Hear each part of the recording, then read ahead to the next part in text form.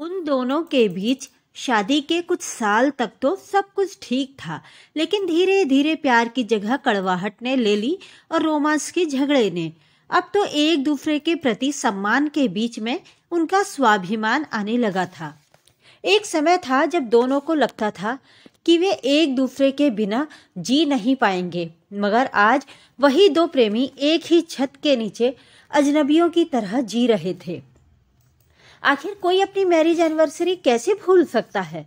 वो मुझे अब पहले जितना प्यार नहीं करता।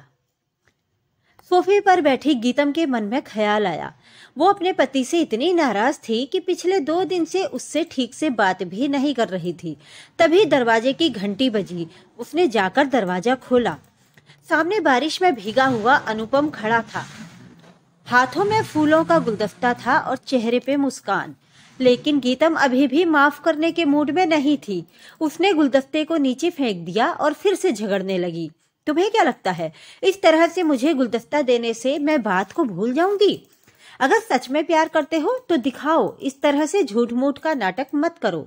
अनुपम कुछ बोलता उससे पहले ही घर के अंदर से मोबाइल की घंटी बजने की आवाज सुनाई दी। गीतम ने अंदर जाकर फोन अपने हाथ में लिया और कॉल करने वाले का नंबर देखा। उसे थोड़ा सा आश्चर्य हुआ। वो कॉल अनुपम ने ही की थी, लेकिन जब उसने फोन उठाया तो दूसरी तरफ किसी अनजान आदमी की आवाज सुनाई दी। हेलो, मैं गुड़गांव पुलिस स्टेशन से सब इंस्पेक्टर विजय सिंह राठौड़ बात कर रहा हूँ। क्या ये अनुपम शर्मा के घर का नंबर है? जी हाँ, क्या कोई प्रॉब्लम है? मुझे खेद है, लेकिन एक दुर्घटना हुई है जिसमें एक आदमी की मृत्यु हो गई है। हमें उसकी जेब से एक वॉलेट और एक मोबाइल फोन मिला है जिसमें आपका नंबर होम के नाम से सेव किया गया है। हमें उसके पार्थिव शरीर की पहचान करने के लिए किसी की आवश्यकता है। क्या आप अभी सिविल हॉस्पिटल आ सकती हैं? गीतम का दिल बैठ गया। वो अचंभित थी। उसने कहा, लेकिन मेरे पति तो यहाँ घर पर हैं मेरे साथ। क्षमा करें महोदया, लेकिन ये घटना 2 घंटे पहले ही हुई है, जब वो रेलवे स्टेशन से बाहर निकल रहे थे। गीतम अपना होश खोने लगी थी। ये कैसे हो सकता है? उसने पहले किसी से सुना था कि कभी कभी आत्माएं इस दुनिया को छोड़ने से पहले अपने प्रियजन से मिलने आती हैं।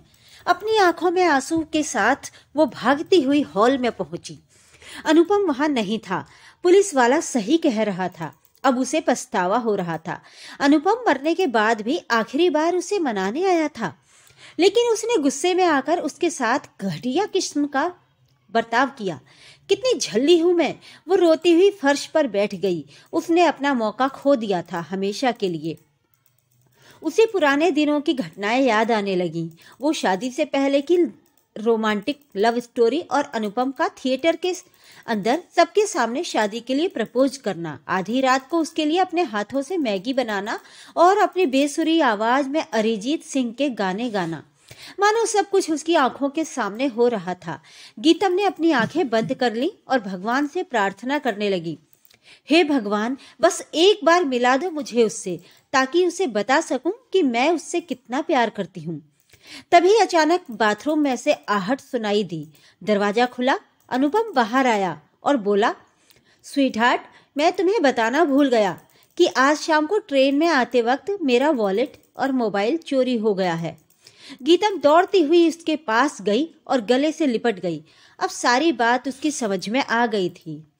Please like, share and subscribe.